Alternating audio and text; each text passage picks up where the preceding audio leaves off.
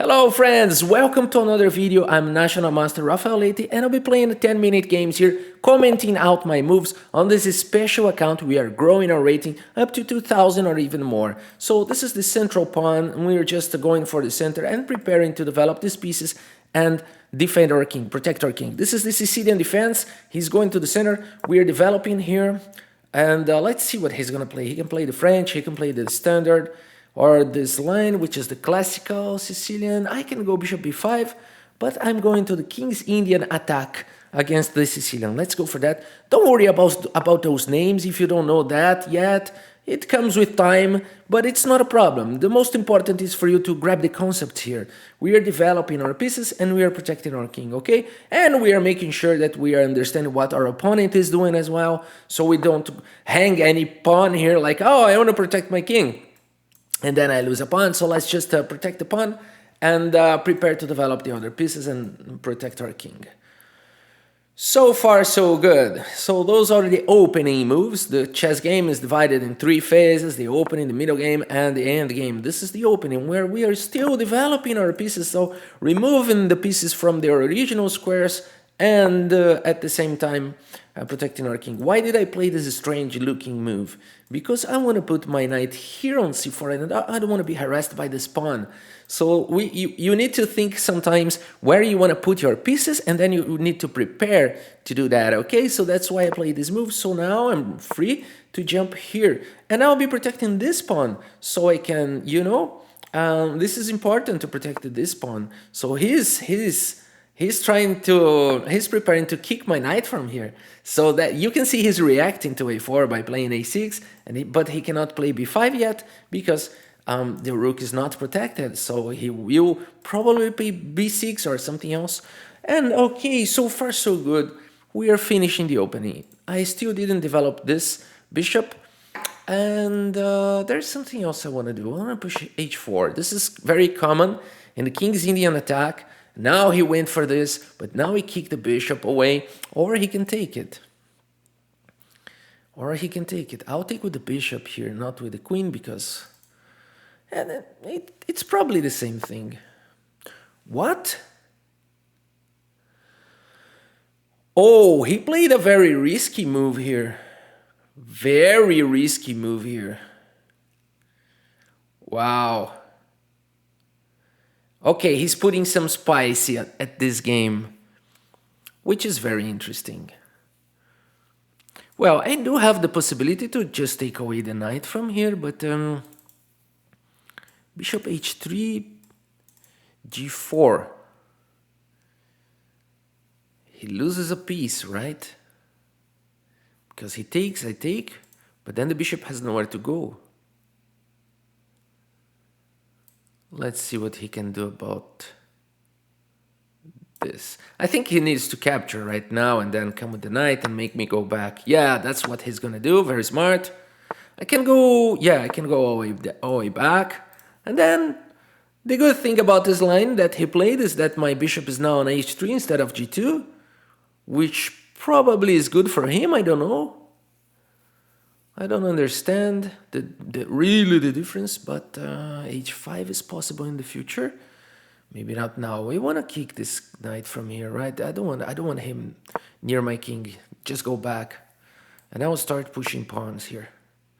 And now this is not allow. This doesn't allow his king to come, his knight to come, and we are doing this very nice pawn storm here.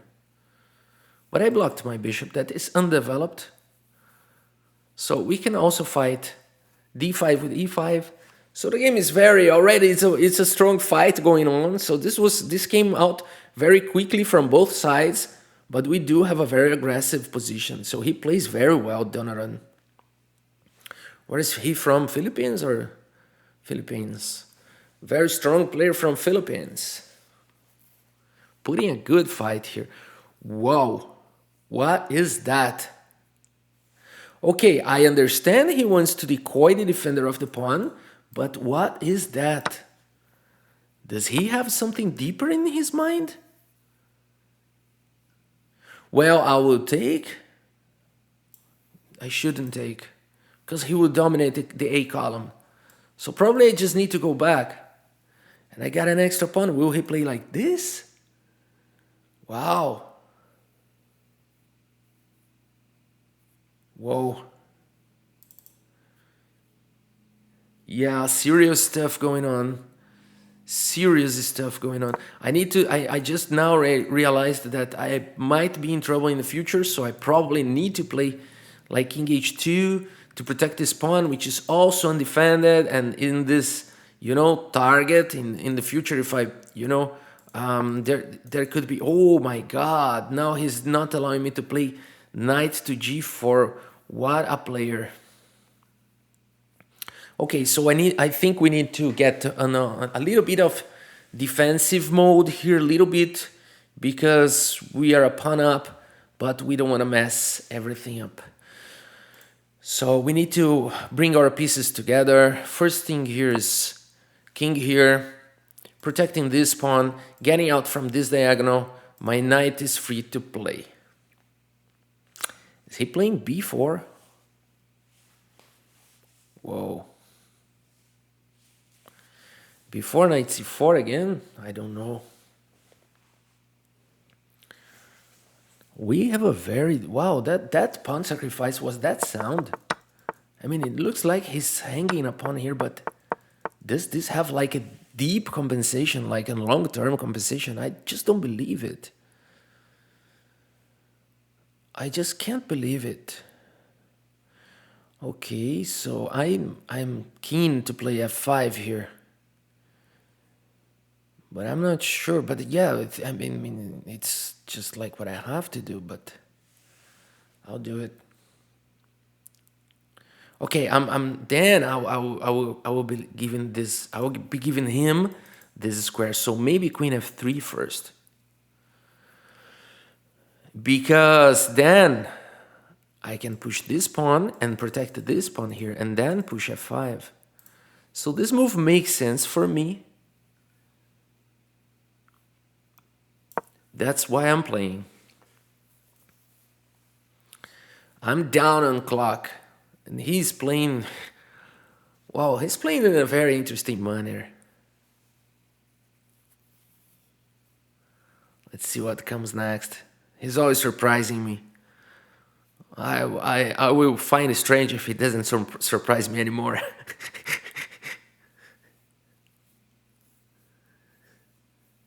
He's a very tricky player. Queen b7 also strong. b4, like, what a beast. Okay, let's just keep our plan. Now bishop d2 is a must. Connecting our rooks. I should have played this already, but my bishop is hanging. Not now, but in the future. When you say it's hanging, it's like loose pieces. No piece will be protecting my bishop here on d2, right? So it's kind of loose. So maybe rook f2 is needed sometime. Okay, we are fighting. So he's attacking the pawn. Like, let's just protect it. And we connected our rooks. What a tough fight. At least time is almost equal. He's still a little bit... He still has a little bit edge on time. But now he will try to infiltrate over the B column. That's for sure. And we need to understand if it's time to attack on the king side, which I'm not sure at all.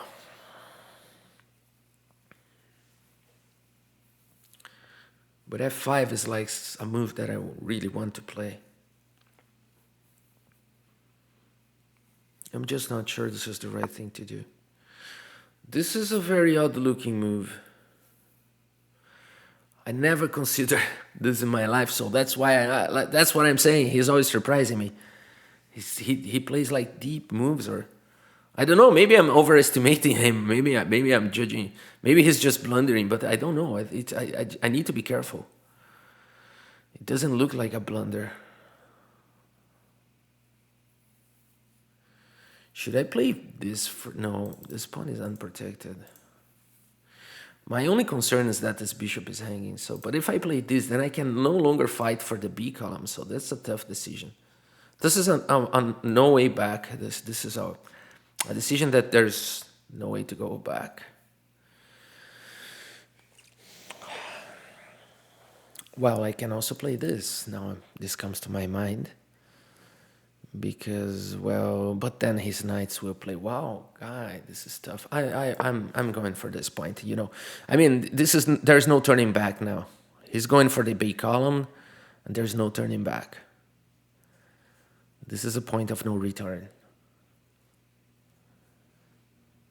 And F5 is coming now. The point is, can I hold? What is he doing? Let's push it. I'm running low on time, so that's why I play too fast here. Okay, let's just think for a while. Yeah, let's just grab it. Okay, we do have some discovered attacks in the future if you want. Now this pawn is hanging for sure, but not so simple. Position is far from simple, but it comes with a tempo on this rook, so rook here first. This is gonna be interesting. So can I play this now? Knight G7, bishop takes, queen take, king takes, pawn takes, and then I'm protecting here. Fine idea, but what if he takes the pawn? Then I take the pawn, and then I'm attacking the knight as well, but the knight is protected. And then knight G7. I'm not sure. Should I go for this and allow him to take here? No, I'll follow my instincts. 4 minutes. I just follow my instincts. But like I said, this is a point of no return. I'm afraid that he's doing like those deep moves that I can't understand, and I've never seen someone play like this, but maybe I'm overestimating him. Let's see in the analysis. If this is everything sound, then this guy is deepest 1600 that I ever seen in my life, but it doesn't look like... Maybe I'm just overestimating him. Yeah, that's the most probable, so I'm just... You know, thinking that he's doing some deep things, and that maybe he's just playing around. Maybe he's at the phone, or maybe he's eating a hot dog or eating something, or talking to somebody, and I'm here like saying that, yeah, he went for that. Awesome. Awesome. Okay, so he got his pawn back. Is he gonna capture here? No, I don't think so, because then this, right? Okay, what is going on? I simply check him. Now he blundered. Now it's not deep anymore. Now I just don't believe it's all... Oh, but now rook f7. Yeah, this guy is amazing. This guy is amazing. Rook f7 for sure.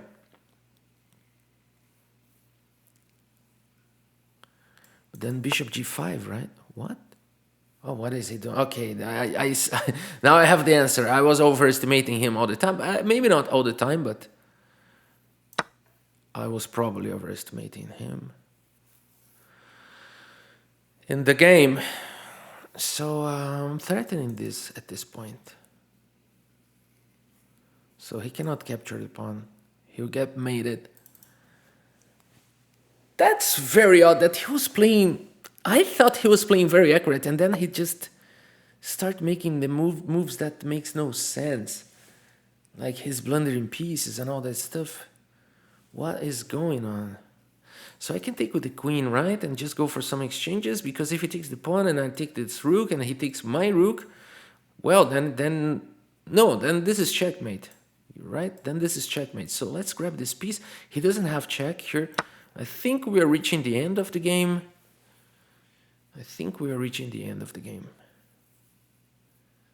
I might be wrong, but I think that's it. Yeah, let's see the analysis. I'm curious. I'm curious about that rook a7 move. That left me with very unpleasant.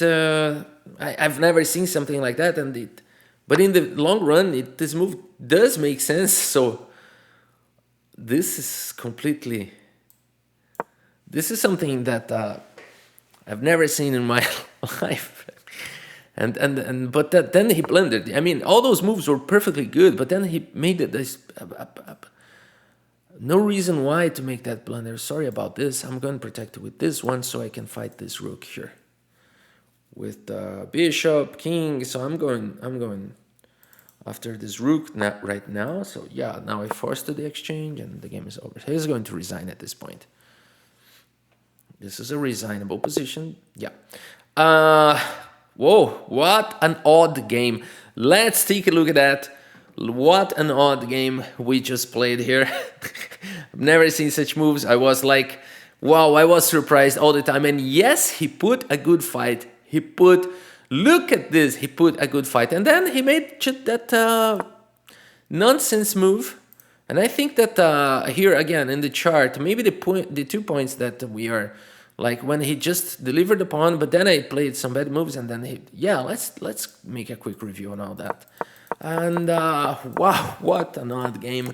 Okay, so far so good. This is theoretical stuff. a4 maybe not the best, knight c3 developing, but okay. And we go to knight c4, this is equal. And then h4, no problem at all. And then we kick the bishop, and then he played this. Okay, and then computer is saying that I need to get out, and bishop h3 probably optimistic because he can play this move, and then I have to regret and go back. Yeah, didn't spot it, but he didn't play it. Okay, he went for a very logical moves, and I kick the knight, and I play a4, and then he went for this, what I called a deep sacrifice, because I cannot understand it at this point, but now b5. And I go back, and then the only thing that makes sense, and I thought he was going to play is like b4, but he played h5. But the computer says the evaluation is almost the same. It's a good move. It's a good move. So we move the king. He played this move, which really is not in aligned with this, which tries to open up the potential of the bishop. So he went for this. A little bit odd move, but then he's back. In the game. So he maneuvered the knight. I protect the pawn. He exchanges. And then rook to b8 makes sense. But then he played this. Wow, this led me thinking, what is he doing? And computer calls it a mistake, but then the evaluation is not so bad. Let's put it deeper here. Now, this point is important for me to understand what is going on. Why this move? Wow, was it at least not even the third best move? But now the computer kind of likes it a little bit.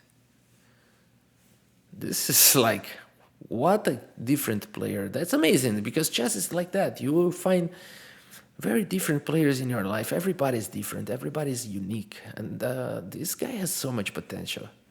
Donnaran has so much potential. Like, he make a move that the computer says is a mistake, but when you put in a deeper analysis, like, the computer starts to like it. Actually, this is kind of a brilliant move, I would say, because it kind of provoked me to commit. Will I fight on the B column or will I go on the king side? You know, this is a very smart move. Am I overestimating him? I don't think I am. Okay, then I went for this. And now he's got d5. But then he made this very strange move again. This is like nonsense move. This move just don't do anything. Just don't do anything. And then I play f5. And then he exchanges. And then he takes.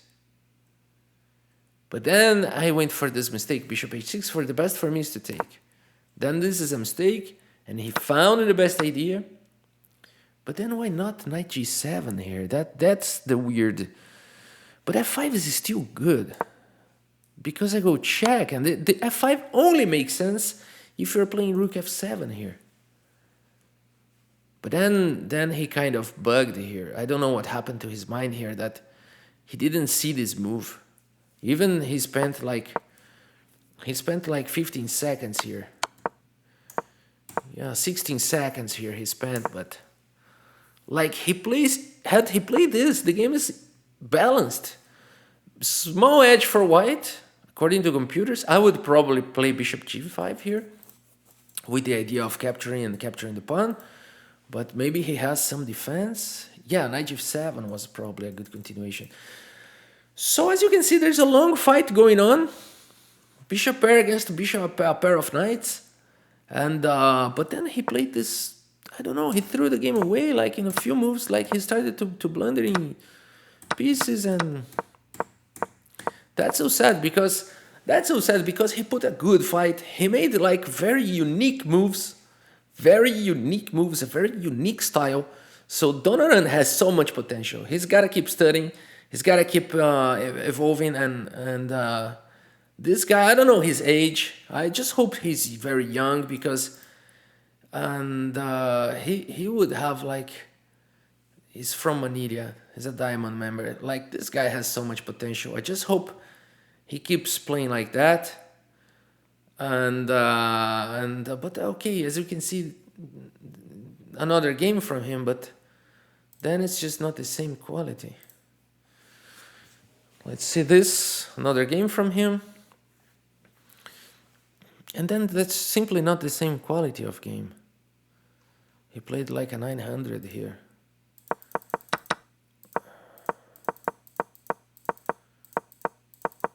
Maybe that's because he has a unique style that he's probably not consistent.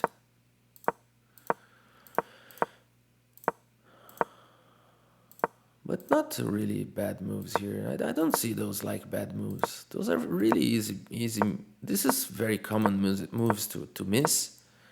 But there he goes. He likes to do those rook moves, rook a2. It's kind of his style, as we can see here.